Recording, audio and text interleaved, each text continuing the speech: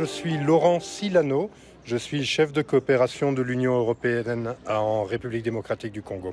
Je suis venu à Panzi, c'est une des toutes premières missions que je fais au Congo.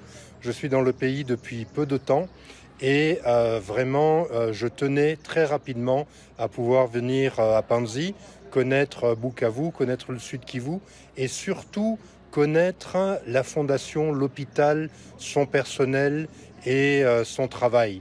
Comme j'expliquais à vos collègues et aux patientes, en Europe, tous les citoyens et les citoyennes connaissent Panzi, ils en ont entendu parler, ils savent ce que vous faites ici, ils connaissent l'ampleur des problèmes et vraiment c'est très important vis-à-vis des citoyens européens que nous puissions venir sur place, voir, écouter, comprendre et vous appuyer mieux. Moi, j'ai été très impressionné et très ému par ce que j'ai vu hier et aujourd'hui. J'ai compris la difficulté de ce que vous faites. J'ai compris la gravité des problèmes que vous traitez.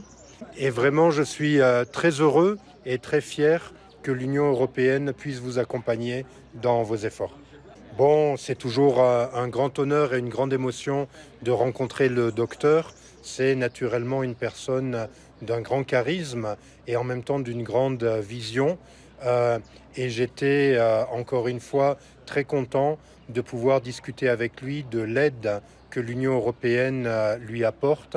J'ai trouvé qu'il était très bien informé et très conscient de cette aide et naturellement, nous nous sommes mis à sa disposition pour continuer à parler avec lui et avec son équipe, avec vous tous et vous toutes, pour voir comment nous pouvons vous aider à atteindre votre mission. J'ai entendu aujourd'hui, quand j'ai posé la question, que la mission de la Fondation, c'était l'épanouissement de la femme au Sud Kivu et au-delà. Et je crois que c'est vraiment un but, une mission qui vaut la peine d'être poursuivie, qui vaut la peine qu'on se mobilise et qu'on se batte. Et ce sera toujours pour nous un grand honneur d'être à vos côtés. Ce drame est un drame qui a touché la communauté diplomatique, mais qui touche tous les Congolais et tous les Congolaises. J'ai senti beaucoup de tristesse et beaucoup de compassion de la part de tout le peuple congolais vis-à-vis de cette épreuve. Et ça nous a beaucoup touchés, naturellement, dans la communauté diplomatique. Nous avons toujours des normes de sécurité très élevées à l'Union européenne.